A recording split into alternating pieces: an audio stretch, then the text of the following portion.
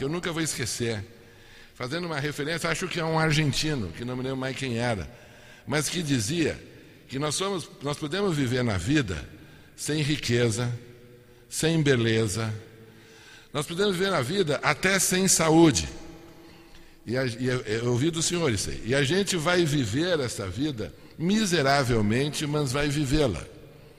Mas sem justiça, a vida é insuportável. Então, Ícaro, isso que tu dizes, com o olhar do juiz criminal, então está aí. Eu me lembrava da citação. Isso que tu dizes como juiz criminal, com esse olhar do juiz criminal, é o que angustia quem trabalha na militância do direito da criança. Aqui não estou falando como juiz, estou falando, antes de mais nada, como um militante de um sistema de justiça. Isso aí é um fator desestruturante.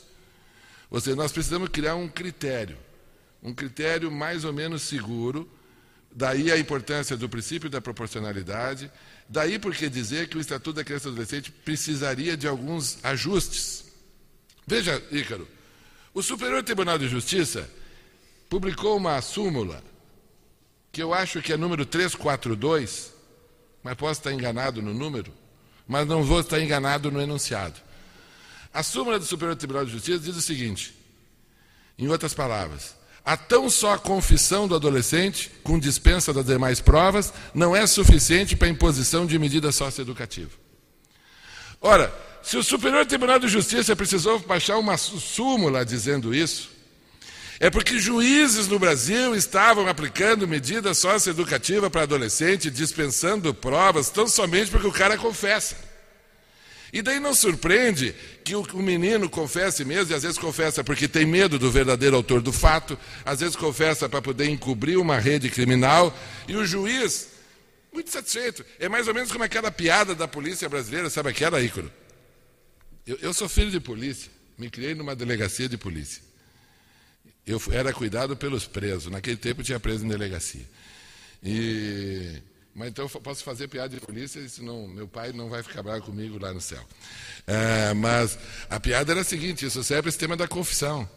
Vocês conhecem essa piada, aquele famoso concurso das polícias? Conhecem essa piada? Eu vou contar rapidinho aqui, cara. Dizem que fizeram um concurso de polícias no mundo. Chamaram 3 polícias. Primeiro, a polícia britânica, participando do concurso. Chegou a polícia britânica e informaram a polícia britânica que dentro daquele mato que havia ali adiante tem um coelho. E que a tarefa deles era trazer o coelho. E eles dão uma descrição do coelho e os britânicos... começou a cronometragem. Daí o cara da Scotland Yard... sir, entram assim, britanicamente, na mata. Helicópteros... O fato é que, ao cabo de 15 minutos, o oficial da Scotland Yard sai do mato carregando uma almofada e o coelhinho sobre a almofada. Palmas, tá. Daí vem o FBI, a polícia americana. O que é? Daí, entra os americanos no mato, helicópteros, um satélite para em cima do mato. 13 minutos depois, vem os americanos trazendo o coelho agarrado pela orelha, assim... Está aqui o coelho. Beleza. Polícia brasileira, participando do concurso. Chega a polícia brasileira numa Kombi. Polícia! Polícia! Brasil! Polícia! Qual é que deu? O lance é o seguinte, gurizada, temos que achar um coelho aí no mato. Vamos lá nessa. Entra a nossa turma no mato. Grita. Pega lá! 9 minutos. Vem a nossa turma saindo do mato, arrastando uma raposa. A raposa toda ensanguentada. E a raposa dizendo assim: eu sou um coelho, eu sou um coelho.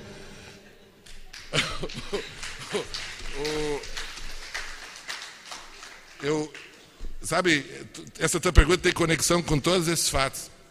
Desculpa, é que essa piada não podia perder. Eu perco a minha, não perco a piada. Porque é que... é um fato isso, né? Mas só complementando. Alô, complementando.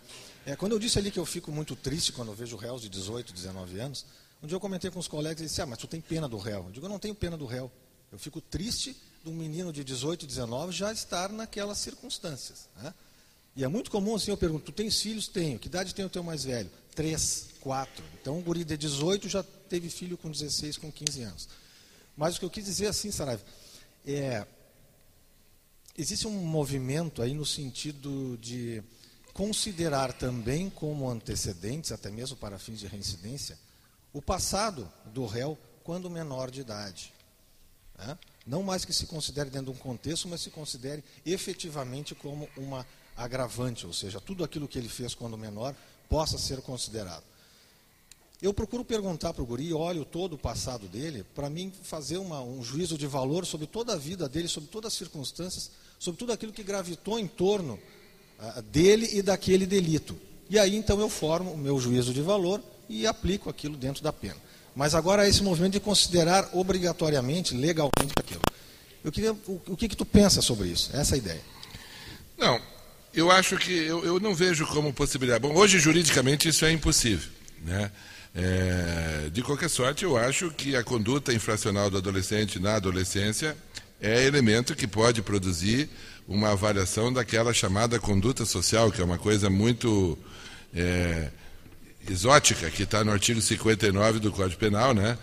E que permite uma avaliação da conduta social daquele sujeito cidadão, que aquele sujeito cidadão, enquanto adolescente, eventualmente, tu pode considerar no 59. O mais depende de mudança legislativa, porque tu tens que compreender, me parece, que a gente tem que afirmar a existência desse sistema penal juvenil. Veja, nós aqui no Rio Grande do Sul, nós temos uma Câmara especializada em direito da infância. É uma Câmara que atua junto com competência de direito de família. Eu tenho maior apreço e carinho pelos desembargadores que integram essa Câmara. Mas sou obrigado a dizer aqui em público que são homens, e já foi uma mulher, cuja sua formação é civilista. Eles são fundamentalmente civilistas. A leitura do mundo infracional é a leitura de alguém que tem uma formação civilista, porque os penalistas estão nas câmaras criminais. O penalista tem, claro, evidentemente, nós sabemos que pode ter várias formas de ler um mesmo texto, né? Mas eu tenho mais confiança num penalista no que num civilista para discutir garantias processuais. Porque eu imagino que um penalista tenha muito mais compromisso com todas o rigor das garantias do que, teoricamente, um civilista. Estou falando aqui no plano teórico, no plano meramente acadêmico da construção do pensamento jurídico. Mas eu creio, se dependesse de mim, os atos infracionais estavam sendo julgados por câmaras criminais. Certo? Se dependesse de mim. Agora, isso não depende de mim. Agora, isso tudo envolveria uma série de mudanças de conceitos, porque antes de nós fazermos a leitura do que isso pode ser interpretado negativamente, nós temos que interpretar positivamente, porque o direito penal existe para libertar. O direito penal foi construído para nos proteger contra o Estado.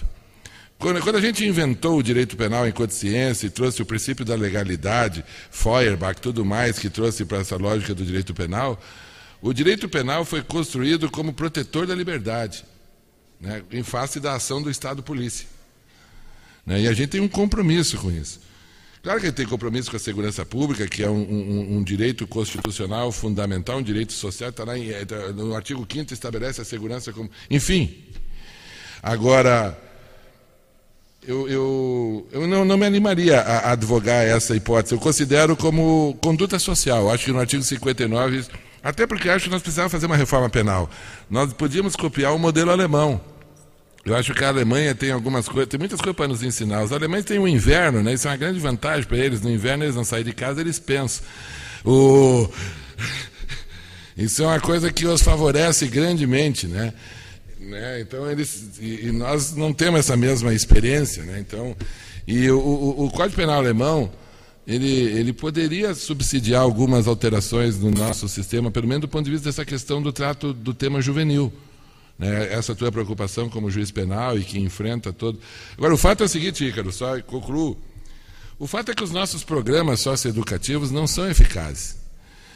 Nós ainda precisamos avançar nisso, compreender que isso é um modelo de segurança pública, compreender que os programas socioeducativos de meio aberto eles têm que ser eficazes, E a eficácia disso resulta de um comprometimento de toda a comunidade com esses seus adolescentes, porque não é razoável